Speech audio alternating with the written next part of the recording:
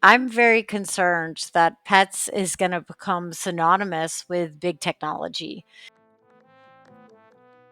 Smaller players, I think, have a much more resonating message to say, we actually do care about your privacy. How do we democratize tools and knowledge in a way that people and communities are empowered to take these for themselves? Hello, everyone. I am Sergio Maldonado, and this is Masters of Privacy, a set of interviews covering the intersection of marketing, data, privacy, and technology, with a clear goal in mind, which is redefining the relationship between people, brands, and media around transparency and control. Which is to say, we're aiming for real customer centricity, or if you will, human centricity. We regularly talk to DPOs, CMOs, CDOs, and whoever else we find interesting and able to share valuable insights. So we hope you like it. Please do reach out if you have any ideas on future topics or speakers. We have Katharine Jarmul here with us today. She's a privacy activist and a data scientist, very focused on privacy and security in data science workflows. She's a principal data scientist at Thoughtworks in Germany and has worked at various companies in the US and Germany before that. She's also a frequent keynote speaker at software and AI conferences, and that is in fact how we met at the Ethics in E-commerce Summit in London. Um, Catherine has recently published a book, and it's called Practical Data Privacy. It's published by O'Reilly. In the book, which is widely available and to which we have added a link in our show notes, she has answered a few key questions, such as how can we actually anonymize data? How does federated learning work?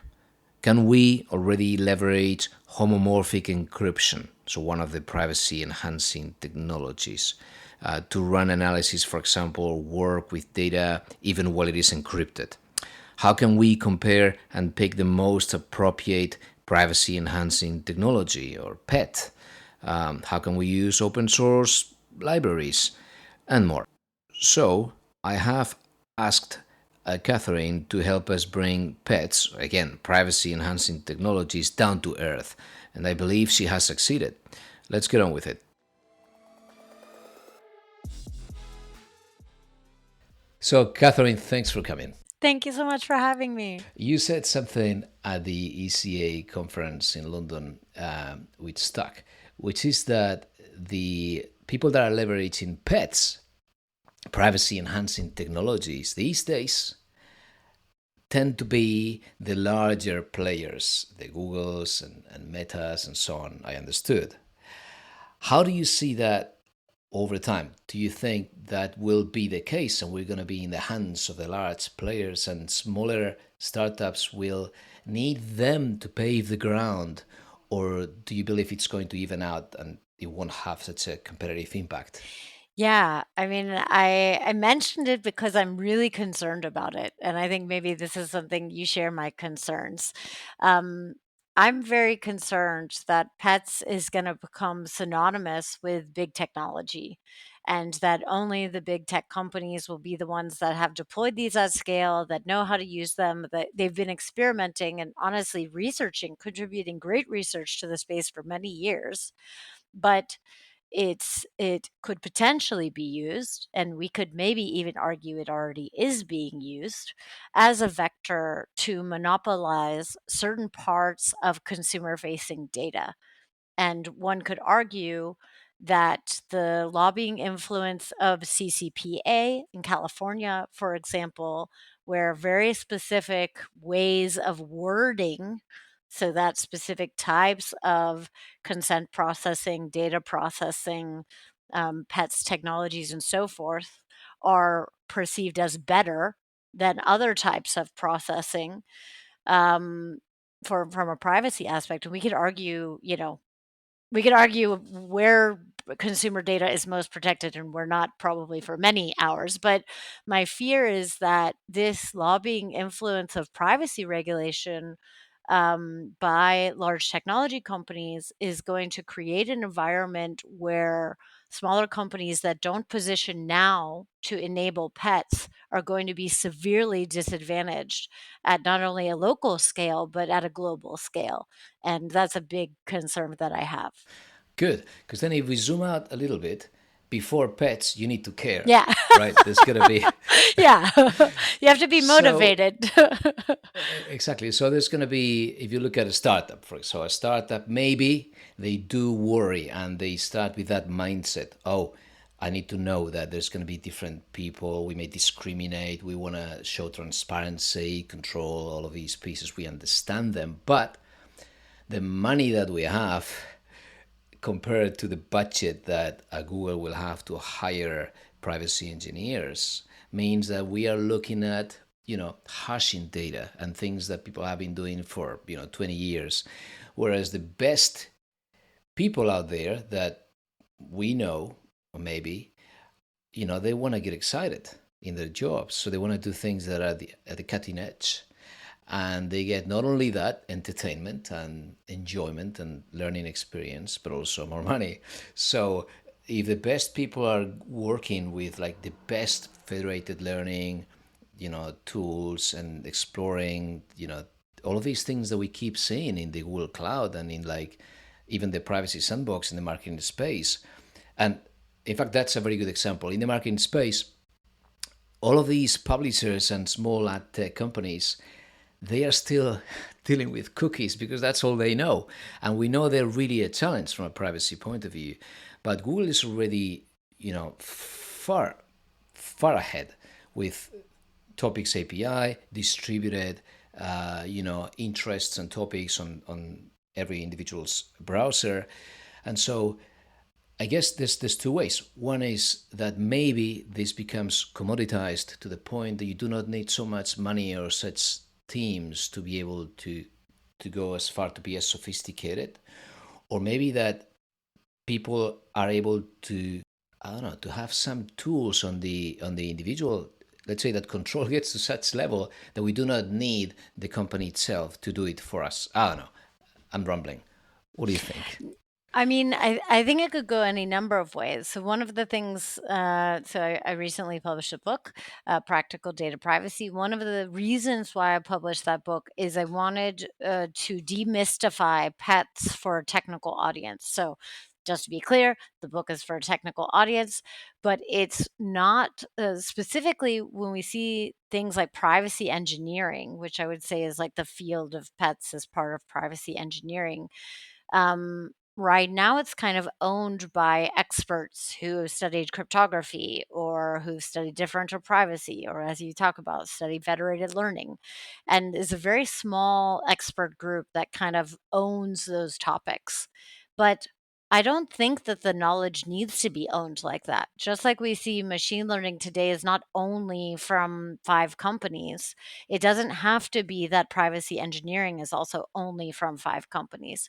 And one of the things that I think we talked about that was also really inspiring at the conference was the idea that smaller players, I think, have a much more resonating message to say, we actually do care about your privacy. We're not just here to tell you, yeah, we did these five things. Don't worry. Don't trust us. It's going to be fine.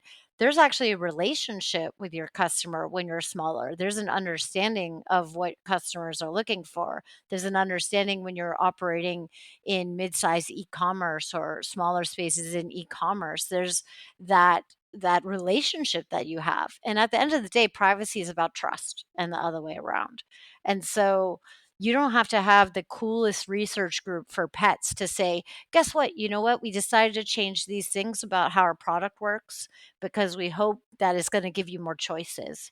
And we're going to show you how we're building stuff. And we're going to hope that you trust us more and that therefore you choose us versus maybe the most mainstream or easy way to do that, or just buying a thing from the largest e-retailer or something like this. And I think that there is a steadily growing market for that type of relationship with your customers, whether it be B2B or B2C. True. So I guess the fact that we as consumers start appreciating because we understand the risks and we can see the difference, we start appreciating as, yes, during the conference we were comparing that with environmental protection and a company standing in that space. So then, if we look at startups that have these things in mind as they start, as they get started with the development of technologies, why is it that, and I'm wondering, of course, I have not, I'm asking you, right? So why is it that we have seen the largest breakthroughs in terms of technology happened before we even cared about things like privacy or data ethics? And is there an angle? Because now it's very easy to say, I mean, we look at things like Google, right? There was Susanna Zuboff, right? The surveillance capitalism. So she was talking about the data exhaust in the Google world. Okay, nobody realized we had this data here. Let's use it. Then ChatGPT, Italy. So all of these things. Why is it that a company with so many resources, right, with such resources, they take so long to realize, but at the same time, is it maybe trying to be sort of play the devil's advocate? The fact that they didn't care about all of the possible consequences, not just ethical, but everything. The fact that they accepted that certain variables would not be solved at the outset, is it that creates real breakthroughs? Whereas maybe from a European perspective, we keep boasting of our ability to see farther in terms of ethics and so on. But then maybe we're trying to get everything so nailed that there's no innovation because we believe everything has to be properly, not just in terms of ethics, as a cultural concept, right? That you need to solve all of the variables before you even throw anything out there. There's that dilemma. What do you think about that crazy I dilemma? think I it's really interesting. I haven't framed it in my head exactly that way before, but I will tell you how I framed it in my head. So I'm originally from California. I've lived in Germany now for 9 years. Obviously, very different concepts of technology, very different concepts of the sensitive data, personal data, and so forth. And one thing that I do think that has helped the California-based companies is the ability to navigate risk. Yes. And one of the things that I see, and I can only speak from a Germany context here, is there's a very good assessment of risk. In fact, there's I think in Europe generally, as you reference, there's a much better assessment of the ethical risk at hand, of the privacy risk at hand. So we can assess risk better here. But once risk is assessed, it is often a lack of connection to figure out how do we navigate this risk in a way where the business is still encouraged to do things. And I have an article that I haven't published yet. It's in German and it's called Datenschutz aus Wissen statt Angst. And so if you speak German, you may understand it, but it means data privacy out of knowledge instead of fear. And I think that one of the things that I see as important in my work, and that I know that a lot of my peers in Europe also see, is how do we empower? So we have this understanding of risk. How do we empower ways to navigate risk that are safe, that are human centric, that are human rights centric, but still allow for amazing technologies like machine learning to be used when they're important? And wish Europe was leading the quote unquote AI race, because I believe that machine learning can be human rights centric. But I think most of what we see today is not human rights centric because it's not being pushed forward by how do we solve the most pressing world problems right now by using not technology won't solve it, but by using tools like machine learning to help humans, policymakers, and so forth make interesting decisions. And I do think there's also numerous people across the world that have that same goal. So I think that it doesn't have to be European led, but I do think that this idea of human rights based data is something that Europe has constantly been a leader in, and something that I think will continue. Then books such as your book help because in the end you are propagating the culture, right? amongst data scientists, and then they understand a practical way to do it. A practical, it's not just because there's always this thing with privacy in the frame of, there's always, when we talk about privacy, for example, in machine learning, then very quickly we jump into ethics to go beyond the law and to sort of to say what's behind the law. It's not just about enforcement, it's rather the carrot rather than the stick. And if we look at ethics, then it's a very slippery slope as well, because then ethics, and we discussed that the other day during the in a chat. I had a chat with Catherine King after this after the event as well, on the subjective or objective nature of ethics, which has been going on. This dilemma is like centuries old, but if we go into ethics, then it could get very political very fast. Maybe together with your ethics, you ship in a particular political stand. Absolutely. it's Absolutely. it's And very yeah, delicate. yeah. And from a data point Yeah. of view, we have to think about the democratization of the type of data that we use. So it's commonly known that a lot of the biases that are found in generative AI models and so forth are extremely US centric. When they're not US centric, they're extremely Northwest Europe centric. And what does that mean? How does that represent the needs of AI users in Central Africa? How does it represent AI users in the Uga region? How does it represent AI users in totally different geographies with totally different cultural understanding, even of words and language and what those mean? And so I think one of the goals that I've had in all of my work in machine learning is how do we democratize tools and knowledge in a way that people and communities are empowered to take these for themselves.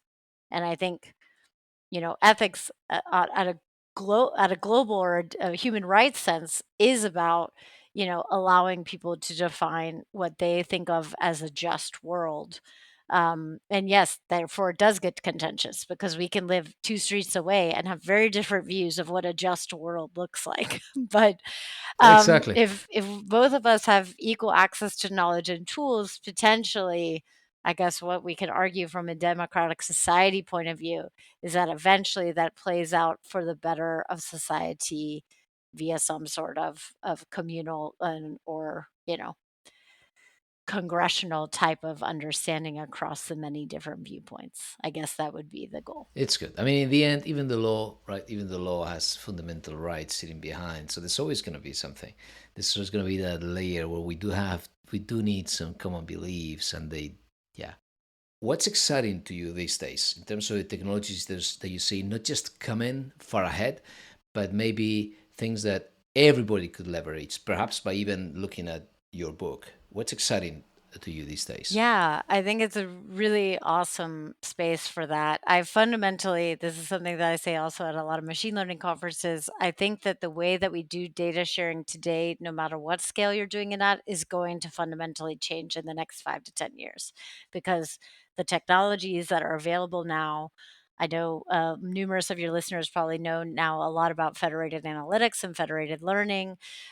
There's also the field that I come from is called encrypted learning or encrypted analytics, where we're doing the same type as federated, but we're actually doing it all on encrypted data without ever decrypting it. These technologies are at the level now where they're going to be taking out of research labs and they're put into production systems. And that's, for example, a lot of how Google Ads gets the extra knowledge is by using encrypted analytics processing to match, let's say, for example, credit card data or purchasing data with user profiles. And so this is how we can enhance data. We can enhance data sharing relationships, but we can still be compliant in the ways that we do it because we're either doing it in a federated sense or we're doing it in a federated and encrypted sense, and any combination of these things. And the book spends several chapters on this. In fact, an exact use case is two folks in the e-commerce space. sharing data to try to find customer segments that they find interesting for potentially launching a new product line or collaboration or something like this. There's even an example code notebook for if you have data people on your team, you can show them it. But I think that the old way of sharing data, where you sign a contract and you send the data over, and you hope and you make sure that the other person hopefully is compliant. I think those days will eventually subside and will, but I think that's great. I think that actually creates some competitive advantage where you can then have different types of data sharing agreements with different competitors, partners, other people in this space, because you can actually guarantee from the technical side that the agreement is actually enforced. And I think that this could actually really empower groups of folks to come together and create very powerful collective data sharing partnerships that also give the users guarantees. True. And the one struggle that we keep hearing from DPOs is auditing vendors. There's so many data processors that are below the radar because you've got every department, especially in the marketing space, you've got marketing departments adding pixels and tags to every digital property, mobile apps, websites, and it's so hard to understand what's going on. And in the end, auditing, processing DPAs, if there's standard contract clauses for data transfers, it gets really hard. So if you get rid of this because there's no data, there's no chain of custody of all of these. Yeah, it makes all the sense. I guess the extreme then, to take it to a last question about this, sort of taking everything to the very extreme of lowering the risk, decentralization, people in control. We keep talking, and we've had so many debates about this, about always the same final idea: people in control of their identity and their data. We always end up landing in the same place. And if uh, how do you see that playing out, given that the biggest obstacle that we see, and you've been doing lots of tests, and you did even show some ideas in practice in terms of consent gathering and so on.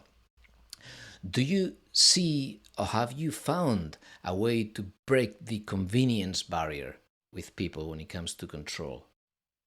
I think actually, one of the things I recently referenced, I was recently at the EU Privacy Forum, where a lot of the regulatory authorities in Europe meet together to talk about privacy. And I gave a little bit of a history walk through privacy engineering. And I like to tell people that the original cookie specification was actually GDPR compliant. So I like to point out, and there's actually a ton of really cool research. If you start looking at the 90s, this is, yeah, going back a long time, I know, but if you look at some of the research on privacy by design in the 90s, there was all these ways where people were testing ideas of learning how people like to share data on their phones, learning how people like to share data in their browser, and trying to. There was this strong connection between the user experience community and the privacy community. And a lot of those efforts died. We can all surmise many of the different reasons. It also could just be, the browser wars and those things happening the way they did. But I think that that's what we need now again. We need to go back to having user experience and product experts working directly with privacy experts. So directly, if you're on legal and you're a DPO, you should be sitting there with the UX team and thinking through, how do people actually want to go through this? Like, what questions do we want to ask them? And depending on your market segment, your customer segment, and so forth, they might have a really different understanding than what they're currently being presented. And if you can make people happy, if you can give people joy in using your technology, you're going to continue building that trust. If you continue building that trust, there's going to be much more of a chance that not only will the consumers stay with you, your customers now have a relationship with you, but they're gonna be willing and able to offer more of their data, more of their understanding, because of that trust. And I think that's a differentiator in a huge way. That's very encouraging, and that's a great way to finish this. Thank you very much, Thank Katharine. you so much. Thank you.